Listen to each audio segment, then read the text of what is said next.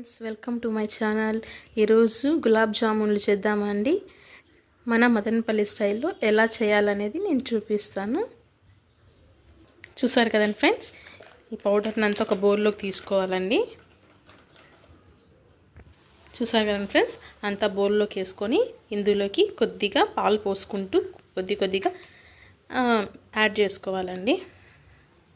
కొద్దిగా అండి నెయ్యి కూడా వేసుకోవాలి. నెయ్యి వేసుకొని బాగా చూసారు కదండి, పిండినంతా బాగా స్మాష్ చేసుకొని బాగా మెత్తగా చపాతీ పిండి ఎలా మిసుక్కుంటామో అలాగే మెత్తగా తిని చేసుకోవాలండి. బాగా యాడ్ చేసుకున్నాక దీన్ని కొద్దిసేపు బాగా నాననివ్వాలి. చూసారు కదండి ఫ్రెండ్స్, ఇలా బాగా మెత్తగా చపాతీ ముద్దలాగా చేసుకోవాలి. చేసుకున్న తర్వాత వీటిని కొద్దిసేపు బాగా నాననివ్వాలండి. చూసారు కదండి ఫ్రెండ్స్, ఇప్పుడు షుగర్ అనేది తీసుకున్నామండి. ఇప్పుడు చక్కెర పాకం అనేది తయారు చేసుకుందామండి. చూసారు కదండి ఫ్రెండ్స్, ఒక గిన్నెలో వాటర్ పోసుకొని స్టవ్ మీద ఉంచుకోవాలండి. ఇది కొద్దిగా గోరువెచ్చగా అయ్యాక అందులోకి షుగర్ అనేది వేసుకొని పాకం అనేది మనము పట్టుకోవాలండి. చూసారు కదండి ఫ్రెండ్స్, కొంచెం గోరువెచ్చగా అనేది వాటర్ అయిందండి. ఇప్పుడు ఇందులోకి షుగర్ అనేది మనము యాడ్ చేసుకోవాలి.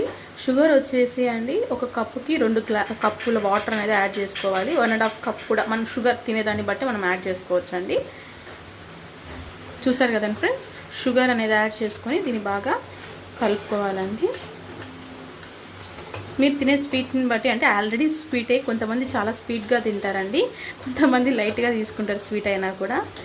సో మీ క్వాలిటీని బట్టి తీసుకోండి.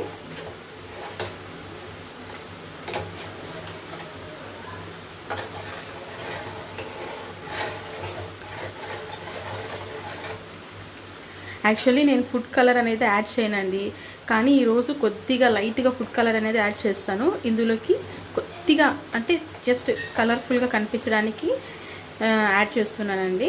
టేస్టీగా ఉంటుంది జామున్లోకి వేస్తే కలర్ అనేది. చూసారు కదండి ఫ్రెండ్స్, ఏలక్క బుడ్డలండి. ఇప్పుడంతా కొంచెం అయిన తర్వాత దీంట్లోకి యాడ్ చేసుకోవాలండి. ఆల్రెడీ షుగర్ అనేది ముక్కాలు భాగం బాగా కరిగిపోయిందండి.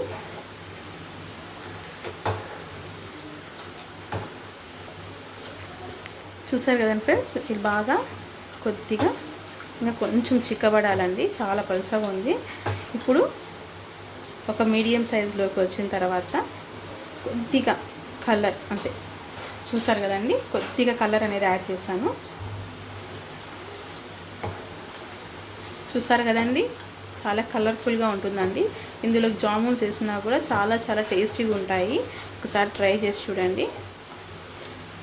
చూసారు కదండి, బాగా కొంచెం సన్న మంటలో బాగా కొంచెం చిక్కబడాలండి. బాగా కొద్దిగా చిక్కబడితే పాకం అనేది చాలా బాగా వస్తుందండి.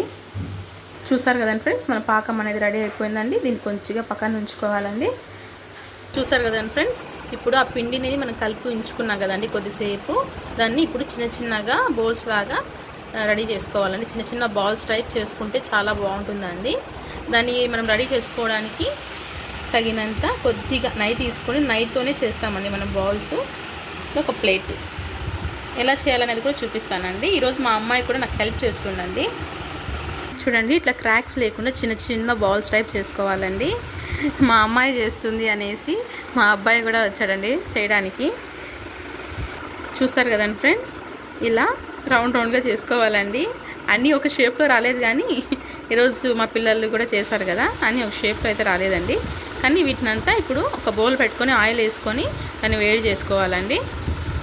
చూసారు కదండి ఫ్రెండ్స్, పెనం పెట్టుకొని ఇందులో కొద్దిగా ఆయిల్ అనేది యాడ్ చేసుకోవాలండి. ఆయిల్ అనేది హీట్ ఎక్కాక, చూసారు కదండి ఫ్రెండ్స్, ఆయిల్ అనేది బాగా కాగాక ఆయిల్లోకి అనేది మనం వేసుకోవాలండి. చూసారు కదా ఫ్రెండ్స్, దీన్ని ఇలా కలుపుకోవాలండి. కొంచెం బ్రౌనిష్గా రావాలి.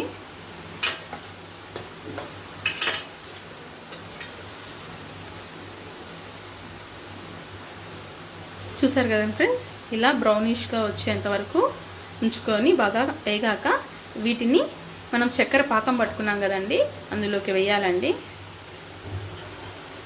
చూసారు కదండి ఫ్రెండ్స్, ఇలా వేసుకోవాలి. చూసారు కదండి, మనకు కావాల్సిన సైజులో చాలా ఈజీగా సింపుల్గా గులాబ్ జామున్స్ అనేది రెడీ అయిపోయినాయండి. చాలా చాలా సాఫ్ట్గా వస్తాయండి ఇవి. ఒక్కసారి ట్రై చేసి చూడండి. మీకు ఇది నచ్చినట్లయితే లైక్ చేసి సబ్స్క్రైబ్ చేసుకోండి. మా ఛానల్ని ఫాలో చేయండి ఫ్రెండ్స్. Bye friends.